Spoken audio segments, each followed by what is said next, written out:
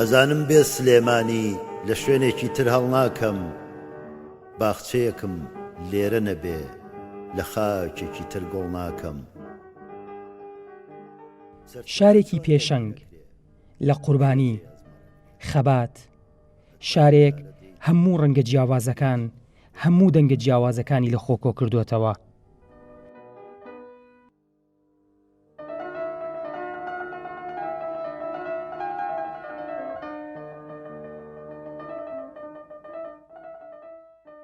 سلێمانی ئەو مەڵبەندەی بناغەکەی بە شاعیر و ئەدیب و نووسەر و کەڵەپیا و شۆڕەژن دامەزراوە. ئەم پیاوە دەڵێت سلێمانی بە ئازادی لەدایک بووە. سلێمانی ئەڵەم شارە خۆشەویستەکە و شاری هەڵمەتی قوربانیە. هەموو کاتێکەر قوربانییاوە بۆ ئازادیەکان. زۆربەی خۆپیشاندانەکان زۆربەی ئەحزابەکان کە دروسە بێت لە سلێمانیەوە پێشەنگەگرێ بۆ شوێنەکانی تر. ئەم شارە ئازادیەکی تەواوی پێدراوە. بەڕێز مام جەلال وکو خۆبزانی سەکۆی ئازادی دانا وتی وەرن یەکەم کەس چیتانێ لە منەوە دەست پێ بکەن، یعنی ئەوە هەموو سەرکردەیەک ئەو قسانە ناگە، ینی لە هەموو شوێنە ناتوانیت و ئەم قسانە بکەیت.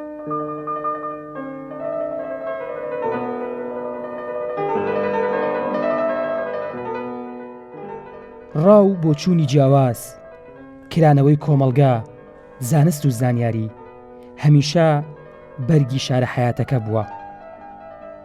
ئەو شارەی هەموو کات دەڵێت بەسە زوڵم، بەسە ستەم، بەسە نادادی. زۆربەی حیزبەکان لێرە سرێ هەڵداوە بە ئۆپۆزیسیۆنشەوە، چونکە شارێکی دیموکراتیە، شارێکی ئازادیە، شارێکی ڕۆشنبیریە، ئەوە هۆکارێکە بۆ خۆی. بمانێ و نەمانەوێت ئەگەر لە مێژووی سلێمانیەوە بڕوانین بڵین بووە بە مەڵبەندی سەرهەڵدانی بزوتنەوە جیاوازەکان، لە بزوتنەوە چینایەتیەکانەوە تا بزوتنەوە ئەگەر بڵین نیشتیمانەتیان، حتا زۆر بزوتنەوەی تریش. ئیتر ئەمە مێژوو ئەوەی سەپانۆ لە ئەنجامی ئەو ستەمەوەی کە بووە و لە ئەنجامی ئەو هوشیاریەی کە خەڵک هەیەی توانیوێتی زۆر جار سلێمانی یەکەم هەنگاوی ناوەدە.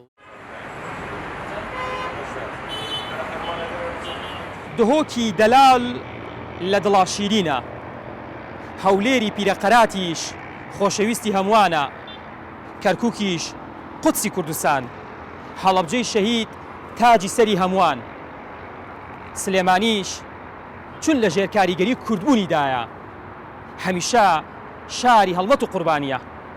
ئاوەڕعەلیگەلی کوردستان شارە حیاتەکە.